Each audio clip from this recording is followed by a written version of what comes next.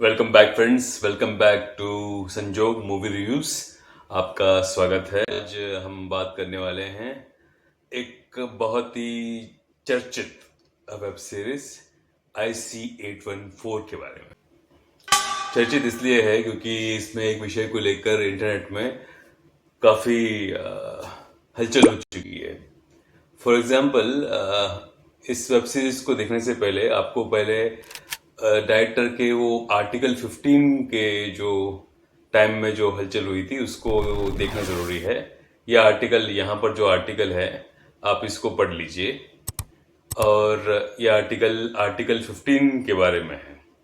तो आप जब ये आर्टिकल पढ़ लेंगे तो उसके बाद जब आप ये मूवी देखोगे तो आपको कॉन्टेक्स्ट ज़्यादा समझ में आएगा। आर्टिकल को देखने के बाद जब आप इस वेब सीरीज की तरफ आओगे, ये वेब सीरीज है IC814 जो 1999 में जो हाईजैक हुआ था इंडियन प्लेन का, उसकी स्टोरी है। कहने के लिए तो ये स्टोरीज बेस्ड है एक बुक के ऊपर। वो बुक ये है, मगर जब आप नेटफ्लिक्स पे देखोगे तो आपको समझ में आएगा कि, और जो आर्टिकल्स पढ़ोगे जैसे कि ये वाला आर्टिकल है, तो आपको समझ में आया कि यहाँ पर कुछ चेंजेस हुए हैं स्टोरी में। एग्जैक्टली जो नेटफ्लिक्स के पास जो स्क्रिप्ट था उसके ऊपर और काम किया गया है। आप समझ रहे हैं, काम किया गया है। तो स्टोरी शुरू होती है प्लेन के अंदर। उससे पहले एम्बेसी की स्टोरी शुरू होती है। इसमें वो एक्टर को लिया है, ये एक्टर को, जो इसके लेने के पीछे एक रीजन ये भी हो सकता है कि ये साउथ कोरिया का जो वेब सीरीज था स्क्विड गेम, उसमें ये एक इंडियन फेस था और ये काफी इम्पोर्टेंट कैरेक्टर था उसमें। तो वहां पर भी आपको अपनी वेब सीरीज को पहुंचाने का मौका मिल जाएगा ये फेस को लेने की वजह से। तो एक तो वो हो गया। उसके बाद जब आप वेब सीरीज को देखते हो तो स्टार्टिंग में एक सीन है जहाँ पर यहाँ वेब सीरीज में काफी सीन ऐसे हैं जो पता नहीं कि क्यों है बोल के। फॉर एग्जाम्पल ये वाले पर्टिकुलर सीन है यहाँ पर जहाँ पर वो माँ अपनी बेटी को बोलती है कि तू अपनी बड़ी बहन को मार रहा है। लगता है कि वो जो थप्पड़ मूवी है उसी का कंटिन्यूएशन चल रहा है। देखो, मैनर्स बहुत इम्पोर्टेंट है मैनर्स। कोई भी किसी को मारना, चाहे लड़की लड़के को मारना, लड़का लड़की को मारना, वो सही नहीं। सेल्फ डिफेंस में है तो बात अलग है, बट वो भी कायदे में। उसके बाद वेब सीरीज में जैसे ऐसे 6 एपिसोड का वेब सीरीज है जहां पर ये जो बात चल रही है इंटरनेट में वो है वो सीन का, जो ये सीन यहाँ पर चल रहा है वो सीन का, जहाँ पर वो आतंकवादी है, टेररिस्ट, वो बोलता है कि मेरा नाम बर्गर है और हमारे दो साथी शंकर और भोला वहां पर पीछे हैं। तो इस बात को लेकर काफी बवाल है। इसको डायरेक्टर अच्छी तरह से सॉल्व कर सकते थे, जैसे कि ये पूरे वेब सीरीज में वॉइस ओवर है, यानी कि बैकग्राउंड से आवाज आता है जो स्टोरी को नरेट करता है। तो वैसे वो भी डाल सकते थे कि ये जो भोला और ये शंकर है वो कोड वर्ड्स है बोल के बोल सकते थे। बट डायरेक्टर की मर्जी भी होती है ना, उनका भी मर्जी होता है।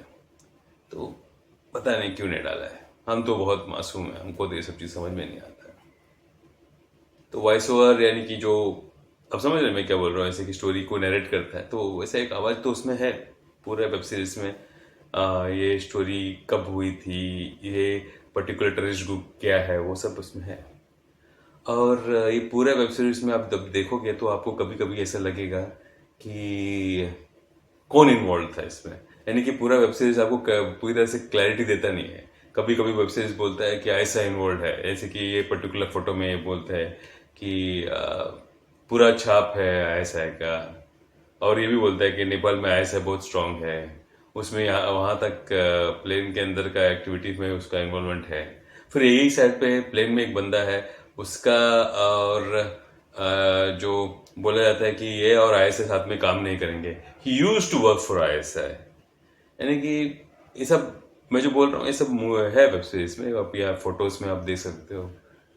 तो और बहुत सारे एक्टर्स है इसमें, बड़े बड़े एक्टर्स हैं। उनमें से बहुत सारी चीज, उनमें एक चीज बहुत कॉमन है। वो आप समझ में आएगा आपको, जब आप सबको देखोगे तो आपको समझ में आएगा, डायरेक्टर और सब एक्टर्स को देखोगे तो आपको अपने आप समझ में आएगा कि क्या चीज कॉमन है। बोलने की जरूरत भी नहीं है, वो कुछ पॉलिटिकल सा है। और देखो, स्टोरी बहुत ही गंभीर स्टोरी है। ऐसी स्टोरीज मोस्टली बहुत ही फास्ट पेस होना चाहिए। फास्ट पेस इसलिए होना चाहिए क्योंकि जो देखने वाले को ये मालूम पड़ना चाहिए कि वो जो पेन है, दर्द है, वो क्या किस गति से मूव हो रही थी। और इसमें वो जो पंच होता है ना, जो आप अपने आप को उस पेस पे इसके वो जो आदमी जिस चीज से गुजर रहा है उस पे अपने आप को एम्पथाइज करते हो, वो फीलिंग नहीं आता है। वो कि उसमें ना कि कोई कोई सीन समझ में आता नहीं है। फॉर एग्जाम्पल, वो टेररिस्ट का एक ही चीज, एक ही लाइन है, वो बोलता है कि हमको we don't have personally anything against you, यानी कि वो क्रू को बोलता है या और वो जो अपने पैसेंजर्स को बोलता है कि हमको आपसे कोई दुश्मनी नहीं है। और वो मार रहा है सबको, मुंह तोड़ रहा है, लात मार रहा है, घुसे मार रहा है, फिर बोल रहा है आपको हमको आपसे दुश्मनी नहीं। ये जो लाइन है वो पूरे वेब सीरीज में 2 या 3 बार आती है। वो लाइन क्यों है वहां पर बार बार? एक बार है तो भी कभी कभी समझ में आएगा, मत 2 2 बार है, मल्टीपल टाइम्स है। उसके बाद स्टोरी का एडिटिंग अच्छा नहीं है। बैकग्राउंड म्यूजिक इज लाइक, ऐसा लगता है कि किसी को बोल दिया यार एक कर दो, इसको बैकग्राउंड म्यूजिक डाल दो। और ऐसा लगता है कि है ना, इसे बनाने के लिए बनाया, ऐसा लगता है। होता है ना कि आप एक वेब सीरीज का फर्स्ट एपिसोड देखते हो, आपको तो आपको हाथ फटाफट नेक्स्ट की तरफ जाता है कि आपको नेक्स्ट देखना है। इसमें वो फीलिंग नहीं आता है। और ये एंडिंग वहाँ, और वो नहीं क्या, ऐसे ऐसे जगह पे है ना, वो हिस्ट्री का रियल फुटेज आता है कि वो स्टोरी से कंप्लीटली साथ में जाता नहीं। कुछ मूवीज है ना, एक नैरेटिव से बनी हुई होती है। आजकल बहुत सारी मूवीज नैरेटिव से बनी हुई होती है। ये मूवी में कहाँ कहाँ ऐसे सीन्स हैं जो समझ में आ रहे नहीं क्यों है, यानी कि इतने सीरियस टॉपिक्स में वहां पर एक दो प्रेस वाले लेडीज हैं, एक्ट्रेस है। एक टीवी में, टीवी को बहुत इंपॉर्टेंस देती है, एक प्रिंट को बहुत, मीडिया को बहुत इंपॉर्टेंस देती है। अब ऐसे गंभीर सिचुएशन में दोनों के बीच में ये डिबेट चल रहा है। ऐसे कि एक बोलती है I will get you on TV, दूसरी बोलती है I will get you back on the print. यानी ऐसे सीरियस टॉपिक में भी ये सब चीज भी जा रहा है बीच में। एक सीन ऐसा है जहां पर एक आदमी के पास जो ये था ना, क्या बोलते हैं, इनहेलर, वो खत्म हो जाता है, उसको अस्थमा रहता है, तो वो खांसता रहता है, तो एरोस्टस चाहिए। तो वो बोलता है कि मेरे पास और एक था, मैंने लिया नहीं, बेटी ने मुझे बोला था कि लेना चाहिए। तो वो लेडी बोलती है हाँ, वो बोल सकती थी ना हाँ आपको लेना चाहिए था। तो वो बोलती है बेटियों की बात सुना करो। अब ये डायलॉग का क्या रिक्वायरमेंट है वहाँ पर? एक आतंकवादी जो मसूद है वो जेल में है, वो जेल के अंदर बैठा है, तो उससे वो बोलता है कि जो इंडियन गवर्नमेंट का आदमी हो, वो डिस्कस करता है कि तुमको मालूम था कि ये सब होने वाला है। तो वो बोलता है कि, बोलते बोलते वो आगे निकल जाता है, बोलता है कि आपको गले कटने देखना है तो कभी साथ चलिए हमारे, हम आपको बताएंगे कि गले कटना कैसे होता है, ये हुए गले कैसे होते हैं। अरे क्या कनेक्शन है इससे, हाईजैक से क्या कनेक्शन है उसका? यानी कि अगर आप बोल रहे, अगर ये बोलना चाह रहे हैं कोई कि हाँ वो उनके साथ भी बुरा हुआ था, तो वो बुरा और ये बुरा कि जस्टिफाई हो जाता है। अगर ऑन अ होल, अगर ये देखने की बात है तो ये मूवी देखने, ये जो वेब सीरीज देखने के बाद कभी कभी ऐसा होता है कि वेब सीरीज देखने के बाद आपको ऐसा लगता है कि यार मैं बुक कभी टाइम रहेगा तो देखूंगा। ये वेब सीरीज देखने के बाद आपको ऐसा लगेगा कि मुझे ये बुक देखना पड़ेगा, ये जो बुक के ऊपर बेस्ड, सो कॉल्ड बुक के ऊपर बेस्ड है, वो मुझे देखना पड़ेगा, ये देखने के लिए कि मैंने यहाँ पर क्या मिस किया।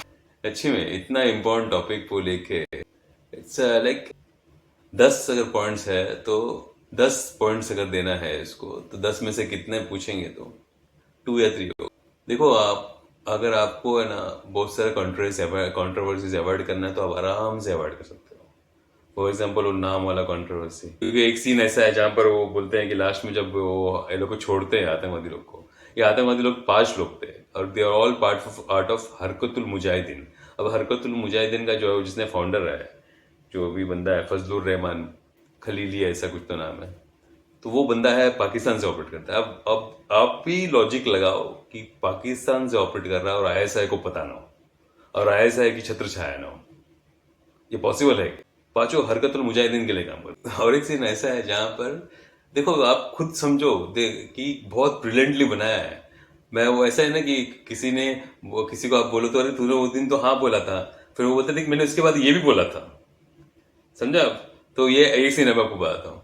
ये सीन ऐसा है जहां पर लास्ट में ये जो लोग को रिहा करते हैं, 3 आतंकवादी, वो जाते हैं अफगानिस्तान में एक जगह में जो is under control of Osama bin Laden.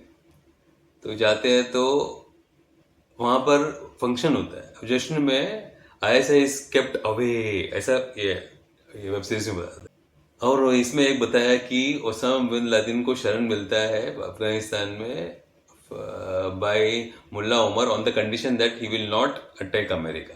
आप गूगल करो, आपको ऐसा कोई आर्टिकल मिलता है तो आप पढ़ो, मिलता है तो पढ़ो। मैंने गूगल किया, मे बी मेरी नॉलेज कम हो, पॉसिबल है। ऑन ए होल ये वेब सीरीज बहुत ही like it doesn't serve the purpose. एक बार इसमें एक सीन ऐसा है जहां पर एक टेररिस्ट वन ऑफ द एरोशस को लात मारता है, जिसमें फूड कैरी करते हैं ट्रॉली, उसको लात मारता है और एरोशस को जोर से लगता है एंड शी फॉल्स डाउन। तो दूसरा टेररिस्ट जो हर फ्रेंड इज कंसर्न, तो वो दूसरा she wants to go and take care of the her friend. तो एक दूसरा जो टेररिस्ट होता है बर्गर बोल के, वो उसको बोलता है कि don't worry, be calm down, मैं जाके देखता हूँ। और वो जाके देखता है, और वो जाके देखता है तो वो उसको हाथ लगा के वो बोलता है कि ये माइनर कट है, ज़्यादा प्रॉब्लम नहीं है, शेविंग का कुछ रहेगा तो आप लगा सकते हो, ठीक हो जाएगा, डॉक्टर भी है भाई साहब भी। फिर वो एक बहुत ही गंदा सीन है जहाँ पर रुपेन कटियाल जो पैसेंजर होता है उसका गला काटता है। तो ये भी भाई उधर ही रहता है, उधर ही आसपास, उसको मालूम है उसी के लोगों ने किया है। फिर थोड़ा टाइम के बाद जब वो नर्स वो बोलती है कि इसको बचा सकते हैं क्या क्या, तो वो बाजू में ऐसा खड़ा रह के ऐसा सिंपैथी के साथ देखता रहता है ना। अरे ये पता नहीं यार, हम लोग अज्ञानी होंगे यार। पॉसिबल है कि हमको ये सब चीज़ें कुछ अज्ञानी होंगे, हमको पता नहीं कि ऐसा भी हो सकता है कि वो टेररिस्ट बाजू में खड़ा रह के ऐसे ऐसा बिहेव कर रहा है कि पता नहीं किसने आके इसको मार के गया है। ऐसा बिहेव कर रहा है कि उसको पता ही नहीं है ऐसा कि किसने मार के गया है, उसको मालूम है कि उसी के बंदे ने किया है। ये सीन भी है इसमें। मेरे को तो पूरा वेब सीरीज समझ में नहीं आया। मैंने बहुत सारे डॉक्यूमेंट्रीज देखी जो समझ में आता है और इट कन्वेज द मैसेज, पर यहाँ पर समझ में नहीं आया क्या चल रहा है। इसी के साथ we close this, bye bye, take care, see you again.